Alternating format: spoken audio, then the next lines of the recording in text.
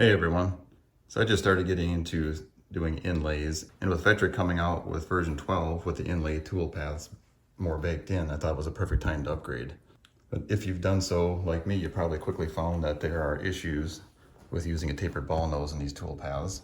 And I found that some people have just gone back to doing things the way they did before. When I first ran some tests, I found that I had some large glue gaps in parts that were loose.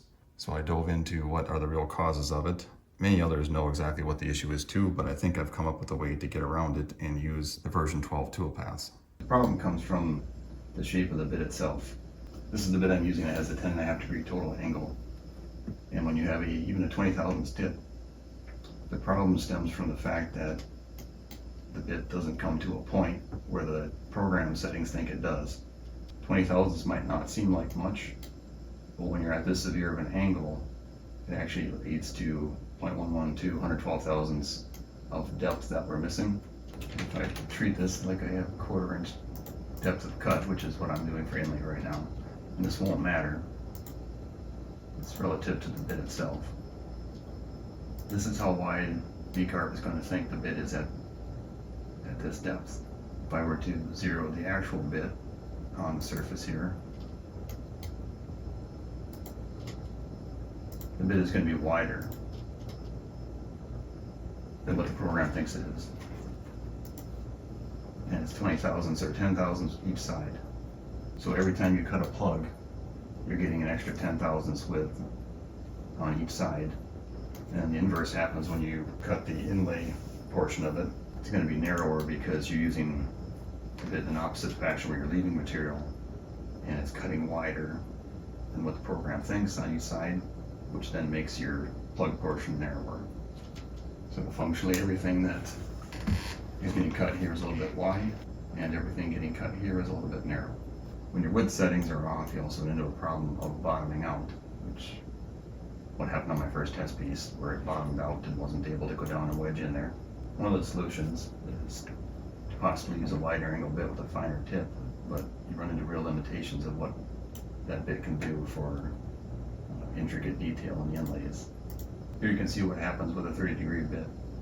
When you're trying to get more intricate detail, the bit starts to basically cross over itself as it gets to a certain depth and cuts this wall and cuts this wall.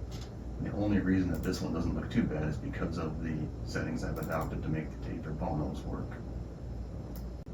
If we go back to some gap settings that I saw recommended on a video from Vectric themselves, you can see how severe this gets with a 30-degree bit. There's very little plug material compared to what we would have had with a narrower angle bit. I forgot to mention it up front. The core of the problem is that the VCarve toolpath doesn't allow you to select a tapered ball nose. I've got it named this, but it doesn't allow you to define a tip width, so the program isn't going to compensate for it. And I saw a response on a forum that looked like it came right from VCarve that they didn't want to add that because you can have an issue with some very tight corners, which is true technically, but they could easily just add a warning to it. So on the inlay piece, we get the right depth because we zeroed the bit on the wood. But as I showed in CAD, we're going to get a little bit extra width, 20 thousandths extra width, although we get the depth that's called for at a 1/4 inch. On the plug portion, we're going to be narrower than what was called for. And so that ridge around there is the tip of the bit that doesn't exist that the program thinks it does. So I started making up samples, beginning with settings that were recommended on a Vectric video of 0.0625 surface and glue gap. But we can see because of the width offsets, we're bottoming out, and we're also running into that shelf. That becomes, even if we had a glue gap there, we'd start running into the shelf that's left there. I stepped up both the surface and glue gap, and we've got to where we got a gap at the bottom now, but we're still bottoming out on the shelf, and we can't go down any further. Now back to 0.625 on the glue gap and 200 on the surface gap to get above where that shelf will ever come into play. We've eliminated that problem, but now we're back to bottoming out because it can drop in further. 80 thousandths glue gap, 200 on the surface gap, still bottoming out. The way I'm saying it, just add a decimal, but so 100 on the glue gap, 200 on the surface gap. Just starting to leave a gap at the bottom, but when we clamp it, we're still going to bottom out, so we're not quite there yet. And this is where I've ended up for what I'm using right now, with 120 on the glue gap, 200 on the surface gap. And put some clamping force on that.